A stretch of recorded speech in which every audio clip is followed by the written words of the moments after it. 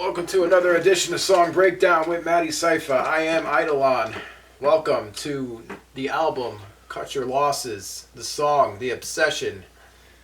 This song's kind of another, we did an important one yesterday. This one's kind of an important one too. So we're going to get right into it. Now, the first thing I gotta ask is, well, I kind of know, but for people who are listening or watching, this song, is it a true story? Everything in this song is 100% true. This is the song. Now, yesterday we did Made Me Insane, and that was the first song. This song, I waited a long time to make this song. I knew from the beginning, like when I first started, I was talking about Logic Let Down and Sinister Ugly. With those, there's a lot of writings that I did about this girl and about my friend that you're about to learn about. But I knew I was going to make this song. I just waited for a long time to do it. But with it being said, I mean, I don't care about it anymore. It took me 10 years to make the song. And then after I made the song, I felt better about it. But everything on it was true. Because of this situation and how it went down, I started writing a lot of raps, became Madecipha, started doing ghost hunting, did the oddity store, started doing jujitsu. It became my, everything that kind of fell into place because of this betrayal. It was an ultimate Judas kiss betrayal, and it drove me crazy for a long time. I want to say right now, I'm not obsessed with the girl the story was about. I was obsessed with this situation on how I was rejected and thrown away for a little fucking faggot ass dude that was he was my boy, but he wasn't I wasn't tight with him. I wasn't tight like we're tight, but I was cool with the kid, but he was a little rich kid. She left me for him. And I was broke. It was before Madecipha. It was before ghost hunting. I didn't have anything. And she basically was like, "You're a loser," and ran off with this little rich boy from Windsor Locks. And I went fucking apeshit. So before we get into the story, I just want to say again that today's actually her birthday. I feel like it's kind of cool full circle to do it the way it worked out. We usually do them on Sundays. Today's Sunday. Happens to be her birthday, her and her twin sister. But I haven't talked to her for a long time. I don't pay any attention to what she's doing.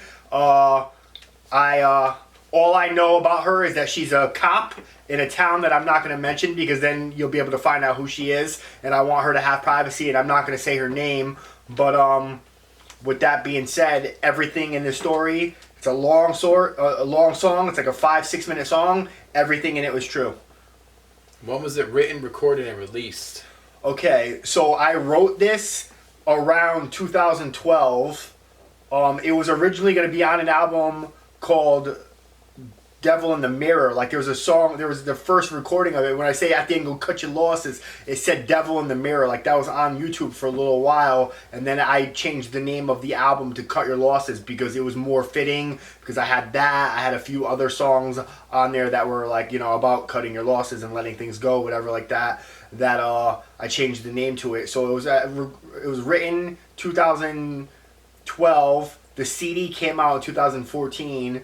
So you're looking at the song. The song is a good 10 years old. In the song I say the hardest song I ever wrote. At the time it was, but let me say about that it wasn't hard to write. I had so much anger built up about it that I knew I needed to get it off my chest, that actually writing the song was easy. I already had the bars in my mind and knew what I was gonna say. I just needed to put them on paper. What I meant by it being the hardest song I ever wrote was that I waited a good 10 years for the situation to be over and harping on it, and I was mad for that whole time that I kind of had to reopen the wounds and dig deep into what happened to put it on paper to get it out. Now there's other songs that I've written that are a lot more meaningful to me, that were harder to, for me to write and record, and we're going to get into those in a future episode, so I don't want to talk about them too much.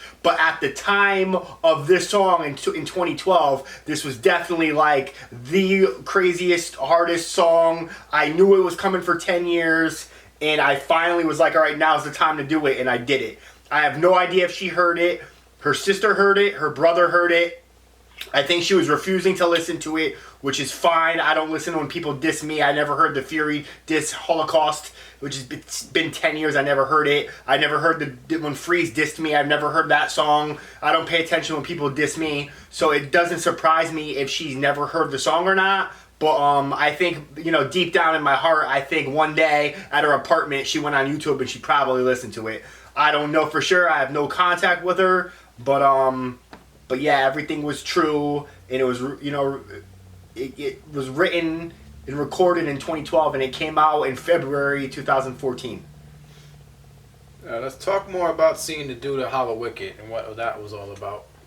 In the first verse, I kind of focus on my friend that was involved in this situation. I seen him at Hollow Wicked right when the whole thing happened. They didn't know that I was going. He went with a couple other mutual friends that I'm cool with. That they didn't. He made plans and went with them, which I felt kind of betrayed by that. But I seen him, and I approached him. He had his face painted black, and it said Isham in green, in like the Isham logo letters. You know what I'm saying? And I went up to him. This was October 30th, 2002. Outside of the Royal Oak Music Theater, the day before Hollow Wicked. We had tickets for the 30th and the 31st. I went up to him and I got so in his face that, like, I'm sure there was a couple, this is like 6 o'clock at night downtown Detroit. There was a crowd of people. I think people thought I was going to kiss the dude because I was in his grill like that. You know what I'm saying? Like, people were like, what the fuck? And I honked the biggest loogie I've ever honked in my life. Like sinus infection type shit. You know, when you're like, when you're all sinus infection, it comes up brown and nasty. I sat there, I got in his face, and I, like, did it right in front of him. I was like, and just fucking, got it from deep within my stomach, bro. And I spit the biggest fucking loogie I've ever spit in his face, and then I mushed him, and I was like, I started talking so much shit, and he sat there and didn't do anything. He just, like, completely fucking, like, put his arms together like this, got in like a little fucking rocking chair position like that, and didn't say a fucking word. And I was spazzing on him, and everybody was like, damn! And wow, like the whole crowd of people, I'm surprised I didn't get arrested. It was fucking crazy.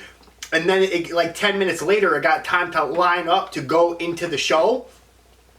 I go up to him, and I see him walking up, and I just sucker punched him right in the stomach, and I hit him in the stomach as hard as I could, and he, like, bent over and, like, fell down, and we spent the entire night inside looking for him, and I didn't find him. And, I mean, I enjoyed the show, don't get me wrong. I had a great time that night, fucking. I actually remember a lot of the concert. Shaggy 2 Dope came out with a Super Bowls costume. It was a really cool concert and everything like that. But we were looking for him, and we found out that he went right back to the hotel room, and that he was actually across the hall from Luminol, but me and Luminol weren't friends yet. I was with Uncle Al, my homie that I mentioned a bunch of times throughout these whole series and everything that we're doing. I was with Uncle Al, and like Flush, Joe Basil, which is an old homie, Flush, Joe Basil, and Luminol were in the same hotel as him. He was across the hallway. They showed us where his room was. We went to his room, and we started kicking on the fucking door, like bang, bang, bang. Some juggalo kid comes out of nowhere with a camcorder. I swear to God, I hope that footage surfaces one day, like I blow up, and then they watch that video and they find it, because it's just some kid is like filming me trying to kick the door down as hard as he can. He's like, what's up, ninjas? And we're like, get the fuck out of here. And we're just sitting there banging on this kid's door, like boom, boom, me and Uncle Al like banging on it, ready to fucking kill the kid, until finally security came up as we were leaving. He's like, what are you guys doing? We're like, leaving. And we just got in the elevator and bounced. And then the next day, the 31st, Halloween, we looked for him and we didn't find him.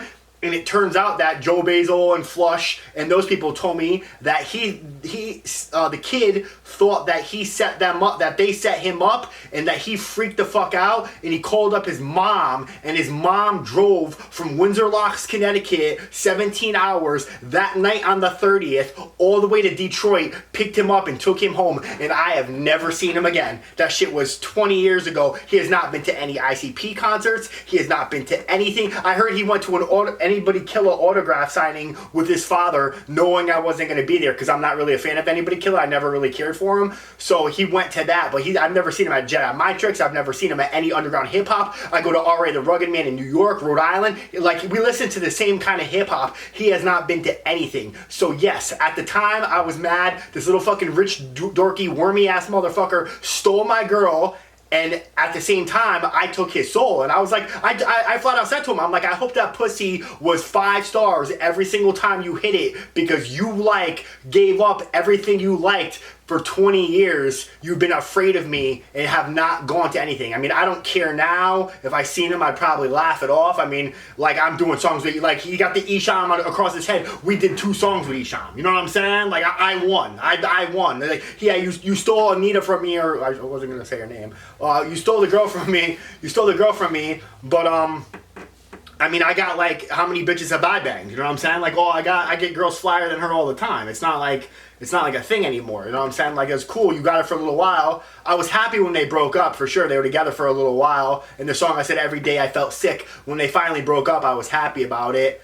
And I said, in the song, I wanted her to want me whenever she spoke. I wanted her to, like, see how dope I was. Like, I was like, all I want now is her to tell me I'm dope. I wanted her to, like, be like, oh, blah, blah, blah. Like, see what she missed because she was, like, talking shit, whatever. And she never really did it. At this point in my life, I don't really give a fuck. You know what I'm saying? Like, I did at the time. For a while, I wanted her to, like, see something in me. Now, I don't need, like I said, I became Madecipha. Now I know I'm the man. I get girls constantly. I get beautiful Brazilian girls and Colombian girls and black girls and Asian girls, and I just, like, girls are just kind of my thing now, and there's so much of it, like, I became like a pussy connoisseur that, like, I just stopped giving a fuck about her, you know what I'm saying? So, with that being said, I don't even know what we're talking about.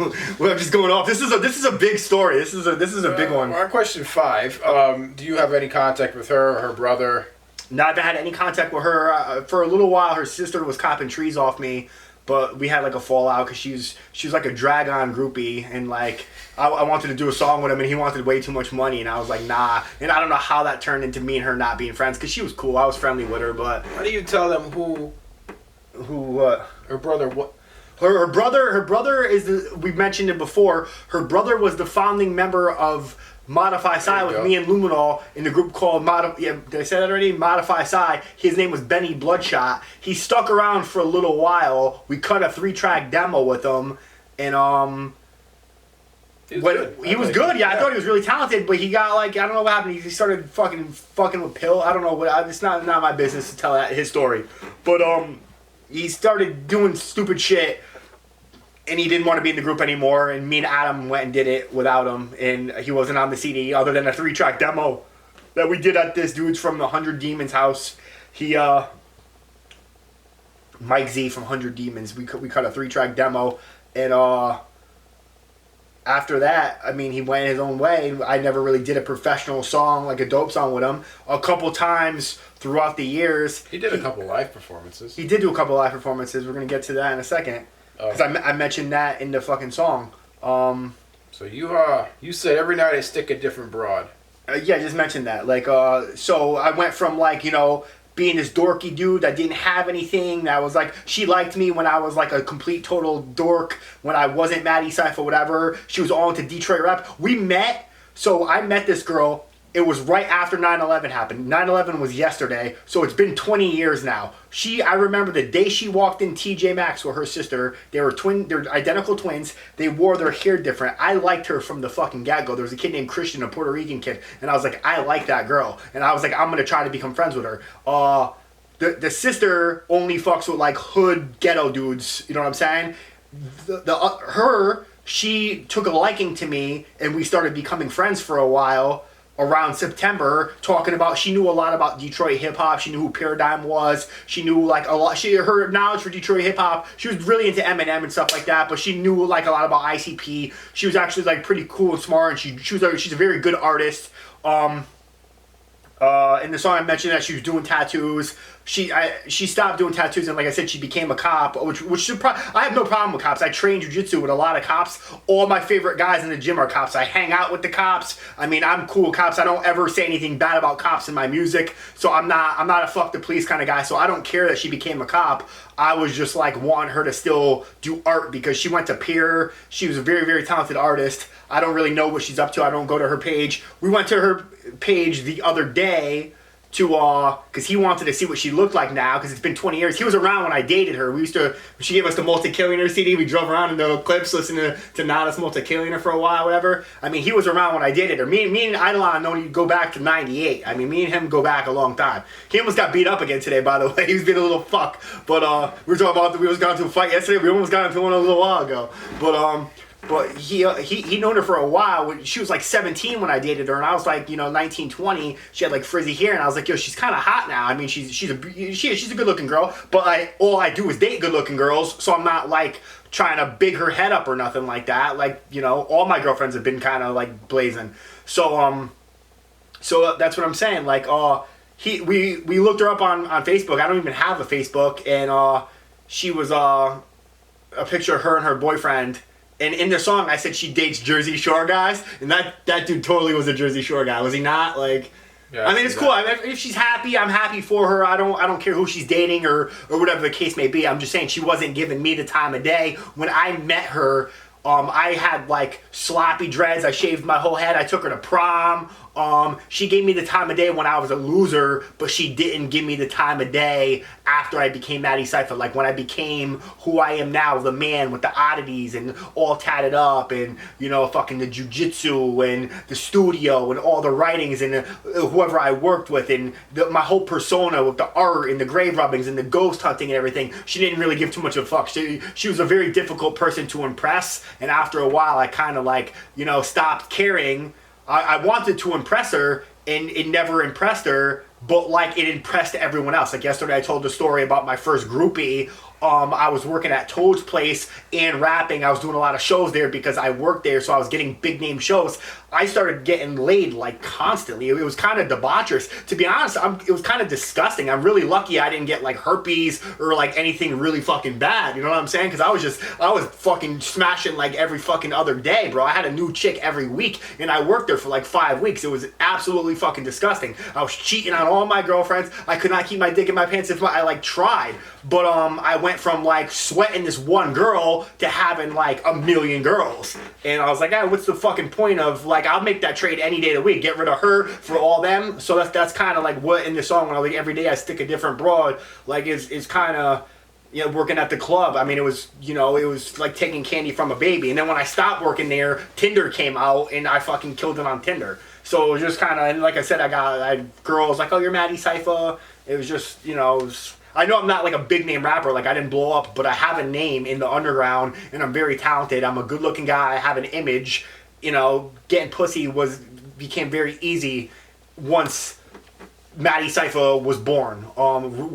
Before that, when I was Ryan Bond, I was good with girls. I wasn't like around the time of her. She was like my second or third serious girlfriend, but I hooked up with a couple of girls, whatever. But like when I really came into my own, when after Madecipha came around, I became kind of the man. I mean, you were there for the whole time. You saw like what I was running through them, and I kind of owe it to her.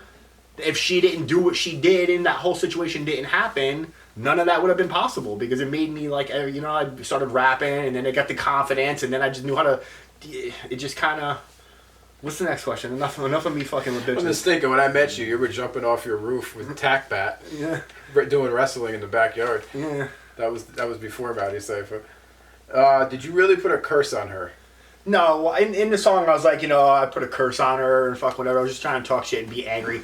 I don't do stuff like that. I listen to a lot of Joel Osteen. I actually forgave her. I have no problems with the girl whatsoever. I would be cool with her, but I just think it'd be weird. So like, I leave her alone. I don't bother her. If she hit me up like, hey, I want to be cool, I'd be able to like, be friends with her on Instagram. I'm pretty much friends with all of my ex-girlfriends on really good terms with all of them except her. She's like the one exception, but I didn't do. I just said that because I was angry and I wanted like karma to come back to her. I don't wish anything negative on her. I don't do black magic or nothing like that. I actually want her to be happy. I don't want her to like because she fucked me over. You know what I mean? I want for a long time I wanted someone to hurt her the way she hurt me. I don't wish that on her now. I just want her to be happy and I want her to do her thing and I want her to fucking whatever it is she wants out of life. I hope she gets it, and that's cool because I'm doing my thing and I'm like, you know, pursuing my dream and I'm having a good time doing it. So there's no reason. If like I said, looking back in the song, I was like it went in my favor. So just shut off the lies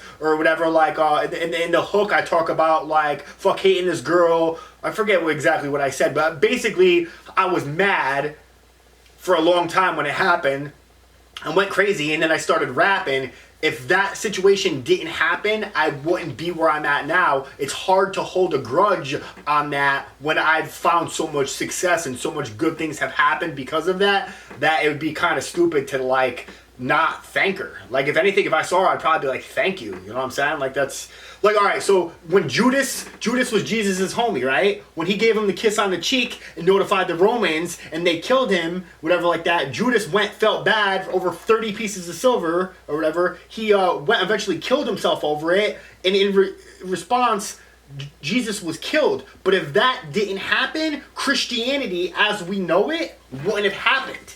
So that one out of all the disciples, Judas wasn't like his favorite one. He wasn't the main disciple. But if he didn't betray Jesus, Christianity, the worldwide phenomenon, Christianity, the most popular religion, whatever you want to call it, wouldn't happen without that act of betrayal of the Judas kiss. In a sense, that girl, Judas kissing me, you know, leaving for my friend and me bugging out, going crazy, started Madecipha and everything that came with it. Then I found the ghost hunting. Then I started doing this. Then I started doing that. And now I'm like, what's up, bitch? You know what I'm saying? I'm where I'm at. And if it wouldn't have happened if she didn't run off with what's his fucking name? No name. Now there's a Pink Jordans remix to this song. You skipped a question. Nah. Right there. Elaborate on the show you called your least favorite with Benny, her brother. You said you still talk to her brother and elaborate, but you missed this part on the show you called your least favorite. What number? 5? Yeah. We did a show back to Benny or Benny Bloodshot. I skipped that because you already asked about it. But no, the show was, we did a show with the Far Side, the group that drop. We did a show with them at the Webster Theater. We played main stage. There wasn't a lot of people there. Not really. People were like kind of sitting back in the bar area. And Benny came out with this stupid fucking Phantom of the Opera mask. And it was like, it was so stupid. I did not want him to wear it. Like, and I collect masks. I like masks. I have a whole wall of like, me and Thomas were going through my masks today. Like, that one's dope. That one's dope. That one's dope. We were looking at all of them, admiring my mask collection. I have a very, very extensive mask collection of an entire like 30-foot wall just covered in masks. And Benny had some stupid fucking Phantom of the Opera mask on, and he took it off and he threw it in the crowd and there was nobody there, so it just went on the ground. But that particular show, his sisters and his mom, that's one of the shows he did with us, they came there, and that's the only time she ever came and saw a concert, and it was the wackest fucking concert ever, and I was so mad because I wanted her to see us like rock out to Jedi Mind Tricks when there's like 700 people there and they're all like modify side and like we kill it, you know what I'm saying? I wanted that to happen. I wanted, like I said, at that point I was trying to impress her still. I don't give a fuck if she's impressed about me or not. Whether she is or she's not, I'm sure she knows a little bit about me, like I know a little bit about her, and like whether she wants to admit that I'm dope or not, that's like her own ego. She doesn't have to, but I know I'm dope. You know I'm dope. A lot of other people know I'm dope, so I'm not like, I'm done trying to like play that game with her. I'm like, whatever, yo. If you don't think that, if you don't see what I created and what I've done, and you don't want to give me props for it, whatever, you know, it's not that big of a deal. But that one show was fucking garbage. It was makes sense. And this kid named Cannibal Chris or Exorcist was there and filmed it. It's on video. I don't have a copy of the video, and he doesn't. He like won't give it to me, and I'm like, I want that fucking footage. I want it like destroyed. But yeah, Benny fucking with the stupid fucking mask. This shit was so horrible. Oh my god. Nah, there was a Pink Jordans remix song. Yep.